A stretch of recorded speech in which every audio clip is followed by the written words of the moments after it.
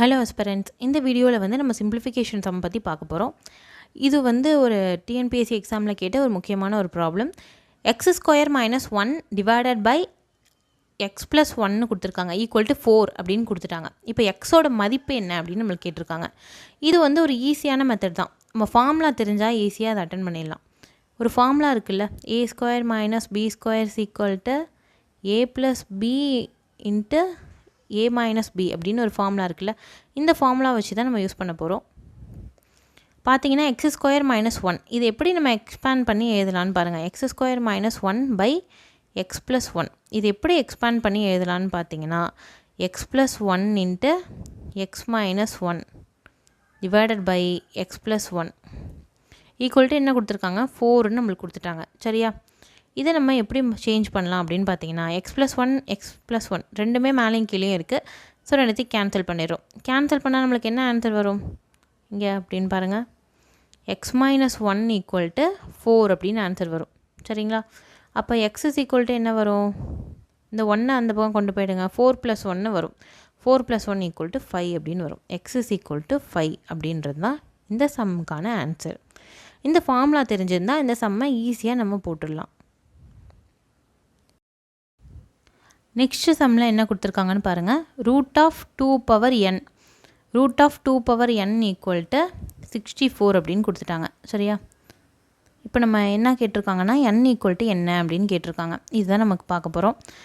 ரெண்டு பக்கமும் இந்த பக்கம் ரூட் இருக்குது, அந்த பக்கம் 64 இருக்குது. ரூட் இருந்தால் நம்ம வந்து என்னென்னா கண்டுபிடிக்கிறது கஷ்டம் என்னோட மதிப்பை. ஸோ நம்ம என்ன பண்ணுறோம் அப்படின்னா ரெண்டு பக்கமும் ஸ்கொயர் பண்ணிக்கிறோம். 2 power n square equal to 64 என்னென்னா ஸ்கொயர் அப்படின்னு பண்ணிட்டோம். சரியா, இப்போ நம்ம அடுத்த ஸ்டெப் என்ன பண்ண போகிறோன்னா ரூட்டு ஸ்கொயர் ரெண்டும் ஒன்றா இருந்தால் என்ன ஆகும், கேன்சல் ஆகிடும். அந்த மாதிரி என்னென்னா லெஃப்ட் பக்கம் என்னென்னா கேன்சல் ஆகிடுச்சு. ஸோ நம்மளுக்கு என்ன ஆன்சர் வருதுன்னா 2 power n equal to 64 square அப்படின்னு ஆன்சர் வரும். 64 ஸ்கொயர். சரி, இதை எப்படி நம்ம இதை வச்சு நம்ம எப்படி கண்டுபிடிக்கிறது அப்படின்னு பார்த்தீங்கன்னா 64 நம்ம 2 பவராக மாற்றணும். 64 எப்படி 2 பவராக மாற்றுறது, அப்படியே எல்சிஎம் எடுக்க வேண்டியதான், அப்படியே மீப்போ எடுக்க வேண்டியதான்.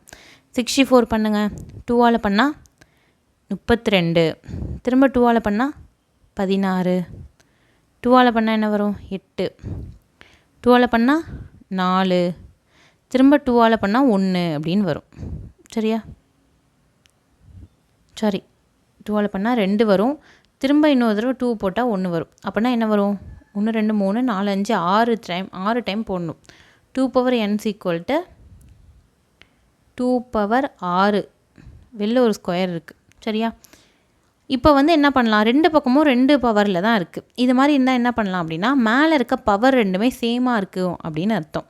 அப்போனா n ஈக்குவல் டு என்ன, 6 × 2 அப்படின்னு அர்த்தம். அப்போனா ஆன்சர் என்ன வரும்னு பார்த்தீங்கன்னா 6 × 2 என்ன 12 அப்படின்னு நம்மளுக்கு ஆன்சர் வரும். என்னோட வந்து என்னென்னா ஆக்சுவலி பவரில் இருக்கிறது தான் என்னன்னு சொல்லியிருக்காங்க. அதோடைய மதிப்பு என்னன்னு பார்த்தீங்கன்னா 12 அப்படின்னு நம்மளுக்கு ஆன்சர் வரும். ஓகே, இதோட இந்த வீடியோ முடியுது.